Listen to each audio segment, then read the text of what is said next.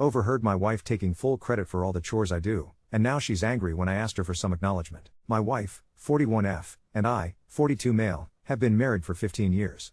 I apparently surprised her by being capable of doing household chores and tasks, which I didn't think much of.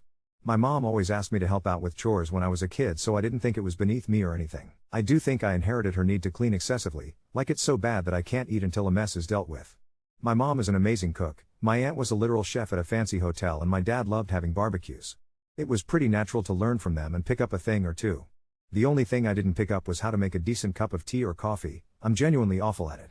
It got to a point where I was handling most of the household chores and taking care of cooking, which I prefer anyways since she comes home exhausted. I've been asking our children, 11F and 9M, to do some minor tasks around the house and hopefully teach them this sort of thing too. She has a group of friends who hang out regularly. This time it was her turn to host the group at her home. I offered to take our children out for the day, and it was all set. Before we left, I had to finish up some things for work. The office space is practically on top of our living room, so I could hear what they were talking about the entire time. One of the friends asked how she always kept our house so spotless, and my wife just bragged about how she was responsible for it all. Then they all started talking about their gripes with their marriages. A common theme was how unhelpful their spouses were. I felt pretty uncomfortable, so I just left the office and went out with the kids. I came back after they had left for the night and acted as normal until we got to our bedroom. I asked her what was up with that conversation they had and pointed out that I did the cooking and cleaning in our marriage. She told me not to take it personally, and that she just wanted to fit in with the struggles of her friends. Now I just feel unappreciated, especially since I don't clearly remember any genuine gratitude for what I do from her. Since then, she's been pretty short with me. She says I'm weaponizing what I'm doing against her and holding it over her head. I don't expect her to compliment me each time I clean or defend me religiously, just a little. My husband is pretty helpful actually, he does his share would be nice. I can't help but feel like her friends think I'm some sort of deadbeat who comes home to relax and neglect her. Update 1. I'm pretty shocked this post went as viral as it did, and I tried my best to speak to my wife yesterday. I just can't believe that this is the woman I married. I tried speaking with her, telling her that what she did wasn't that big of a deal but was still not a nice thing to do. She didn't like me bringing it up again and just told me to suck it up and stop bitching about one mistake. She apologized, but in a tone that just sounded like she was just tired of dealing with this. I noticed her getting very heated and on the verge of starting an argument, so I backed off and switched to a different topic. I asked if we could adjust our duties at home to be more fair for both of us, since most of our management fell to me. Then she got up in my face, telling me I had no right to lecture her about chore duties when I'm practically at home most of the time. She completely refused to hear me out and basically told me that what we have works best for our situation. She threw me in my face that she was the moneymaker and that balanced everything out in the end. Even this morning she was pretty annoyed with me, coming downstairs in a bad mood. I'm very sure our kids noticed it too, but I drove them to school after they got ready. When I got back I noticed that my wife left her packed lunch on our kitchen counter. So now I'm sitting here, just feeling like the woman I've known for 15 years hates me. I guess I'll have to push this issue properly even if she gets angry. She's been ignoring my texts and attempts to call her. Update 2. I did something I never did before and went into her phone while she slept. We both know each other's passwords, so it wasn't really difficult. Some of the cheating comments got to me and I felt pretty paranoid about this situation. Instead I found a group chat with some of her work friends, different from the other friends she had over. It was just non-stop mockery of me and some of the stuff I did for her. She told them how embarrassed she feels to be with me and that I dote on her like a parent and don't feel like her husband. The lunches I pack for her are humiliating because I had sweets and other treats I know she likes. Some of her coworkers teased her about the snacks I have in for her and she admitted to just throwing them out at work. She doesn't have any issue eating them at home, but at work she throws out my baking? She had some choice words to say about me in her chat, some of which I don't have the courage to type out here.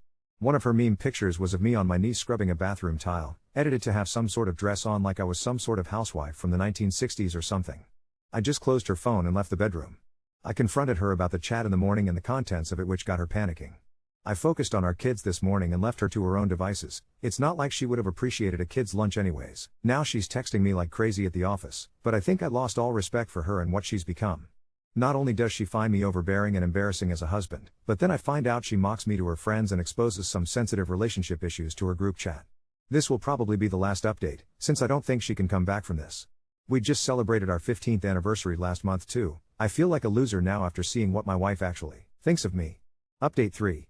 I know I'm going to get some hate for my decision at the end of this all, but I gave my wife one more chance. She gave me a real apology for her actions and how she treated me about 2 weeks ago.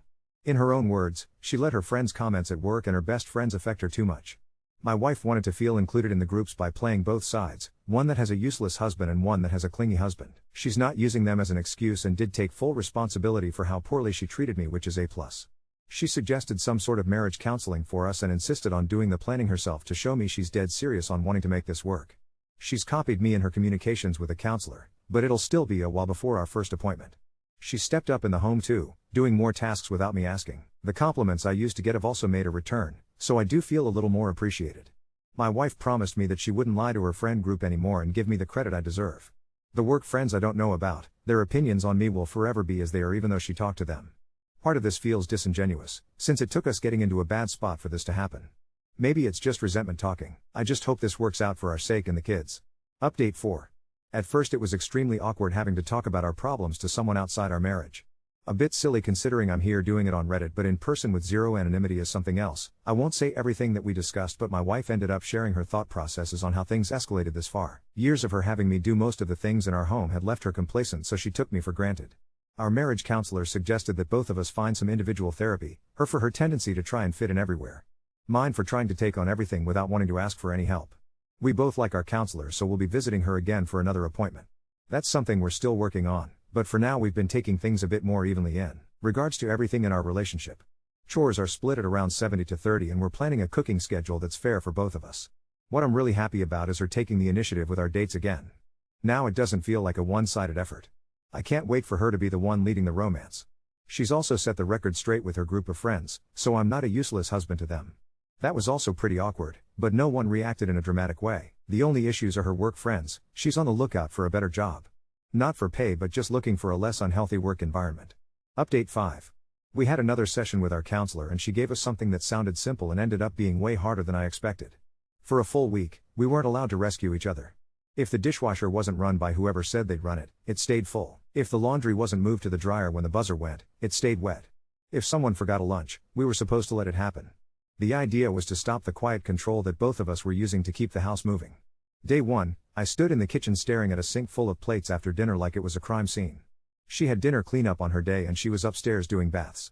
The whole time my chest was tight because every bit of me wanted to get it over with. I dried my hands on a dish towel and took the dog out instead. When I came back, the sink was still full. She came down later, we made eye contact, and she said, "I'll do it," and she did. I didn't hover. The world didn't end. That was one of the more humbling things I've done in a while. Work for her got messier before it got better. She told her team she was looking elsewhere and everything got this weird brittle edge to it. I had to swing by her office one day because she forgot a folder she needed for a meeting. I hadn't stepped into her building since before the pandemic. It's a big open plan and you can see everyone's screens, everyone's faces. I was waiting at reception, holding her folder like a school project, and I heard this burst of laughter from the row near the windows. I looked and one of her coworkers had propped up a printout against a plant. It took me a second to recognize what I was looking at because my brain genuinely didn't think they would do that in the open. It was the bathroom photo. The one they edited. Someone had put it on a fake magazine cover with a headline I won't repeat. I don't think they realized I was her husband or that I even existed. My wife turned the corner, saw me before she saw it, and I watched the exact moment she noticed it too. She went white and then red and took that thing down so quickly the plant almost fell off the cabinet. And then she did something I wasn't expecting after the last few months. She didn't shrug or make a face or hand wave it like a joke. She asked which of them printed it. She said my name out loud. She said, "That's my husband. He's a good man. Don't do this again," in a voice I haven't heard since she was out of breath from giving birth. Her manager tried to smooth it over with some nonsense about office humor. She told him she was going to HR and asked if he wanted to come with her or not. She filed the complaint. She sent me back to the car and came down 20 minutes later with her mouth a hard line.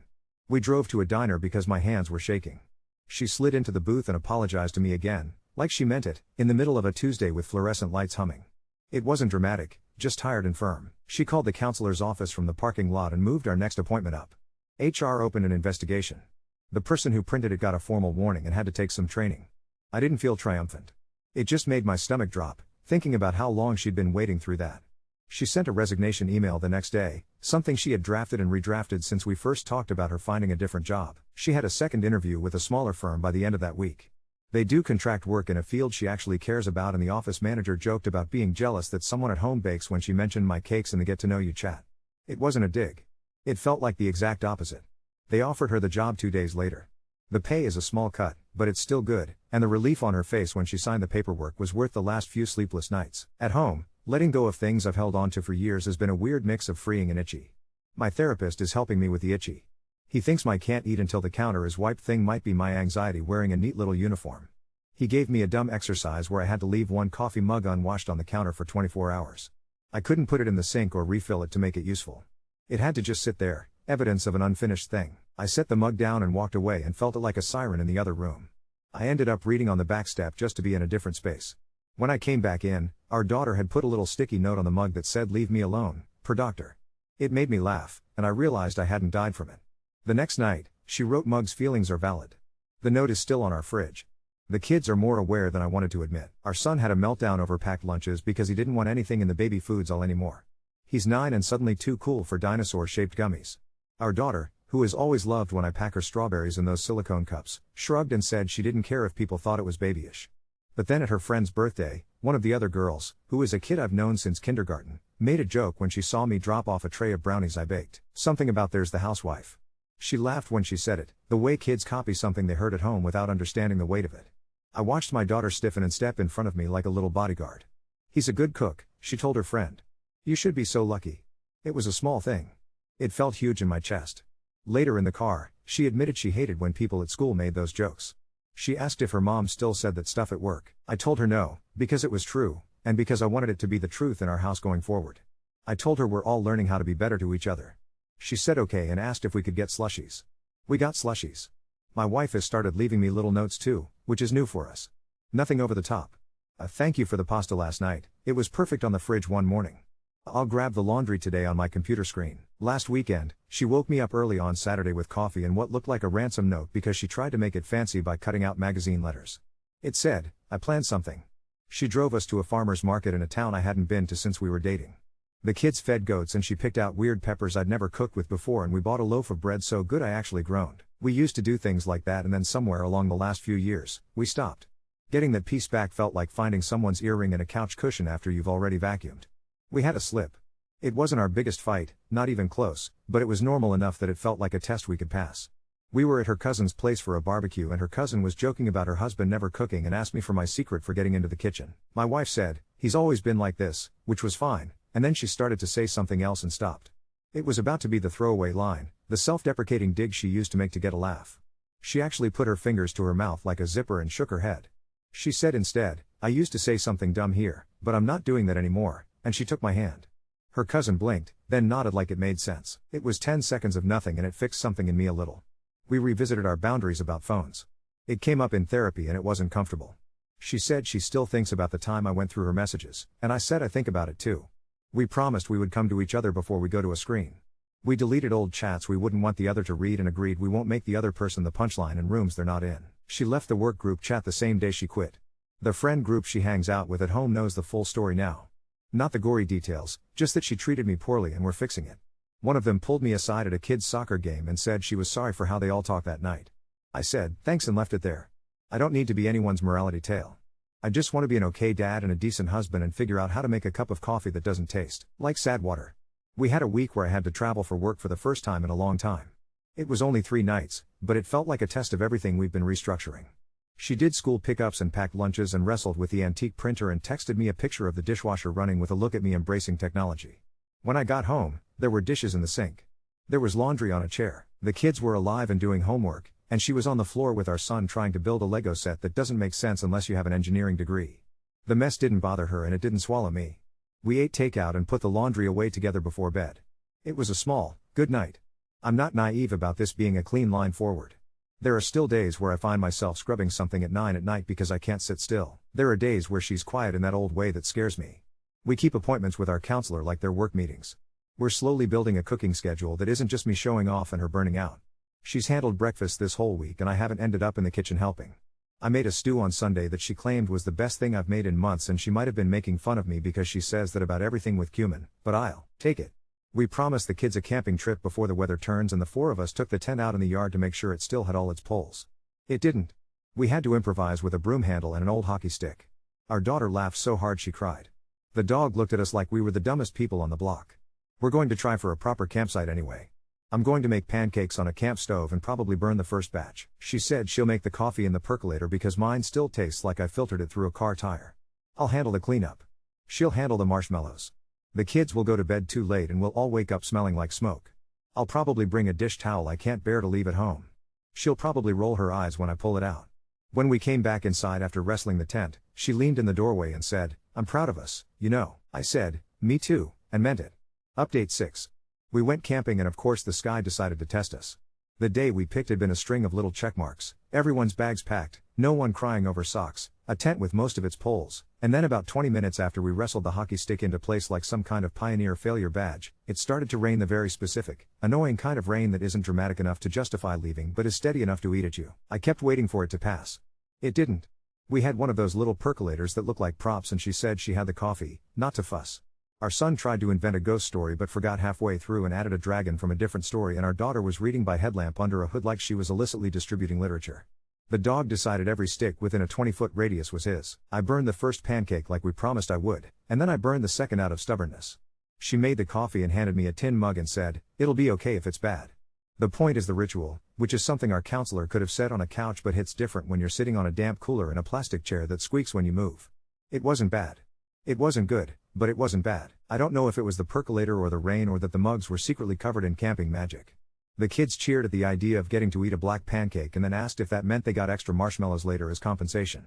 I scraped the pan too hard and she laughed, and later when the raccoons did their usual raccoon performance near the tree line, the dog huffed like a disapproving old man and fell asleep with his chin on my boot. When we crawled into sleeping bags, she reached for my hand in the in-between space and said, "I like our nonsense," which felt like a very good blessing to put on a leaky tent.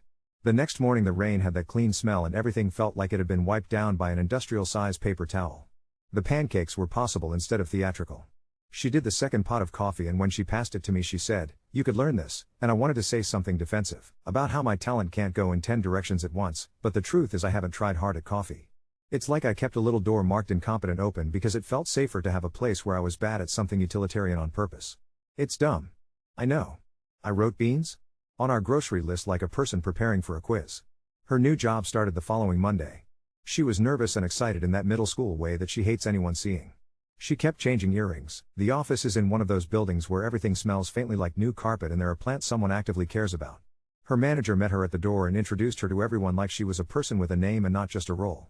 I had packed her lunch like I always do, wrap, apple slices, small container of those pickled peppers we bought at the market because she loves them and I am still at a loss with them. And I put in one of the cookies I made on Sunday in a napkin because I still believe in dessert, even if you're 41 and wearing sensible shoes. Around 1 she sent me a photo of the cookie with one bite missing and her note next to it, "Not humiliating," and I had to stand up in my office because something in me was too full to sit. The money conversation happened on a Wednesday when the kids were at their after-school club and we were both deeply not in the mood for columns. We sat at the table with our mismatched mugs and did the grown-up thing of dragging numbers into boxes. It should be boring. It was not boring because there is a private panic that comes with saying out loud that you can have less on paper and still have more breath in your chest. We cut 2 streaming services and I swear our son went through all 5 stages of grief in a minute when we told him the one with the dinosaur documentary was going to be living at the library now. He ended up discovering he liked the library's weird out of order series better anyway because they smell like books and you can't scroll a book.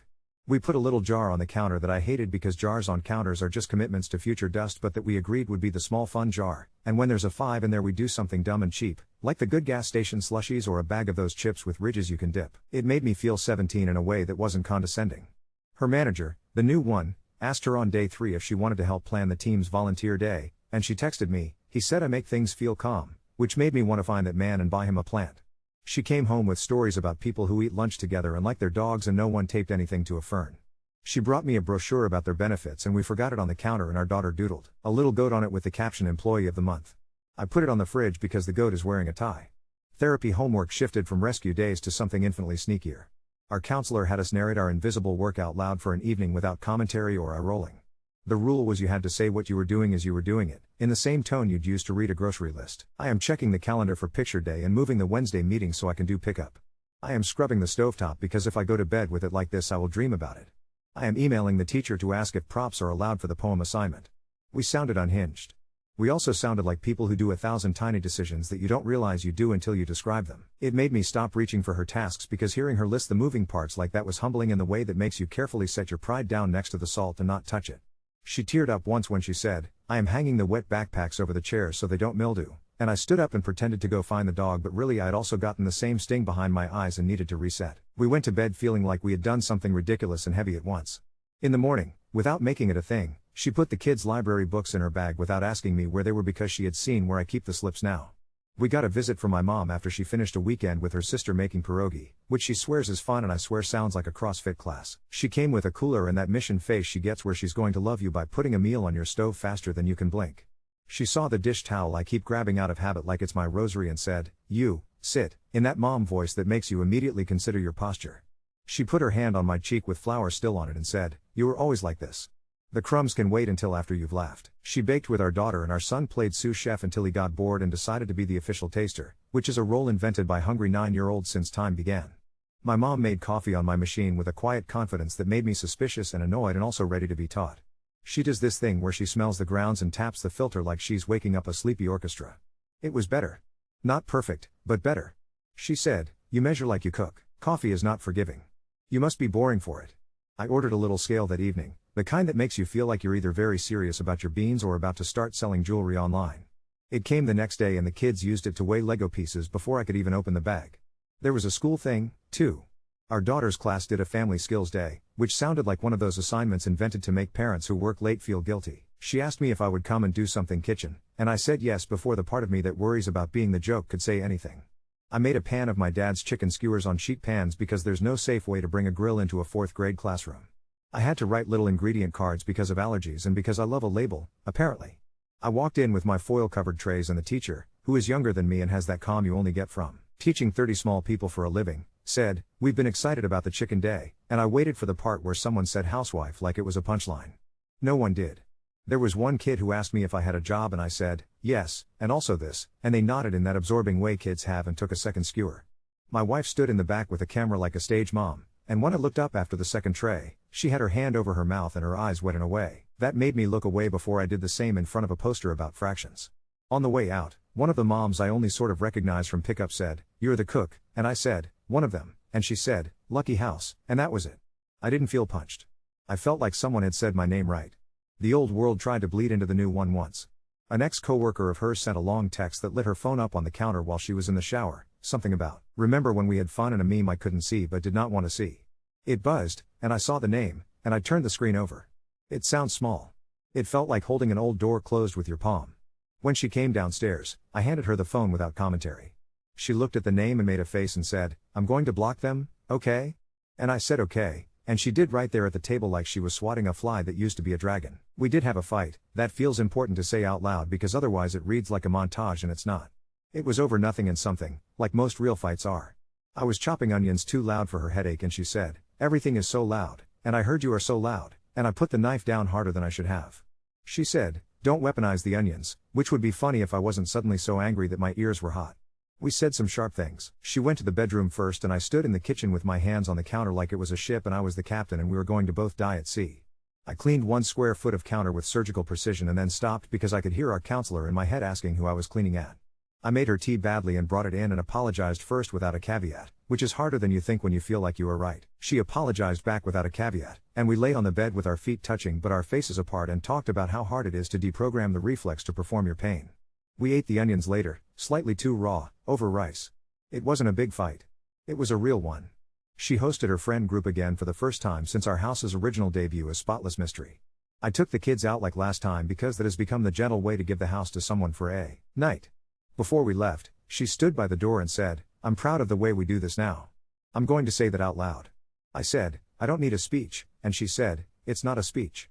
It's a sentence," and kissed me. When we came back later, the dishwasher was running and there was a note by the sink in her handwriting that said, "I told them you're my favorite person to clean up with," which is the exact kind of sugar I sign up for. There was also a plate covered in foil with "Take Some" written in Sharpie. It had brownies that were cut on a bias because she thinks that makes them look fancy. The next morning, one of her friends texted me, with her permission, because we don't do sideways anymore, a thank you for the recipe, and their house had a little jar on the counter now too with change in it and small fun on the side. I weirdly felt seen by a jar in a stranger's kitchen. I learned coffee. I'm not being poetic. I watched too many videos of hands I'll never meet pouring in little circles and bought a kettle with a neck like a swan, and for a week I made cups that were all drinkable and all wrong in different ways. One too sour, one too weak, one that tasted like the memory of coffee gave up. I texted a photo to my mom when the scale numbers looked like the internet said they should, and she sent back just a thumbs up because even she knows this is my hill. On a Sunday, I got it, or I got it enough that she took a sip, nodded like a judge about to rule, and said, "This is good," and I didn't say, "You say that about cumin," because it tasted the way I want our house to feel in the morning, warm and not demanding and like it had time. The kids both made faces and asked for hot chocolate. They're savages. I love them. We have this silly family thing going now where if someone catches the other one slipping back into performance, we say, Mug's feelings are valid, and it diffuses the charge without shaming the person into defensiveness. Our son loves using it on both of us because he can say the word feelings like it's a spell. We probably look ridiculous to anyone watching, but it works. The mug note itself is still on the fridge, curling up at the edges, taped next to the goat and under a half-finished permission slip that I will pretend I didn't forget about until the morning it's due. One more small thing that doesn't have a theme beyond being the life I want. It was a Friday and I got home a little early and the light in the kitchen was the golden hour that makes even a stack of bills look like still life. She was at the table with her laptop and 3 open tabs and our daughter was trying to learn a card trick from a video and our son was building a spaceship that looks nothing like a spaceship, and I walked in with grocery bags from the weird little international market, on the corner where the owner calls me chief for reasons unknown. I put the bags down and she looked up and smiled in the way that goes all the way to her eyes, not the polite one.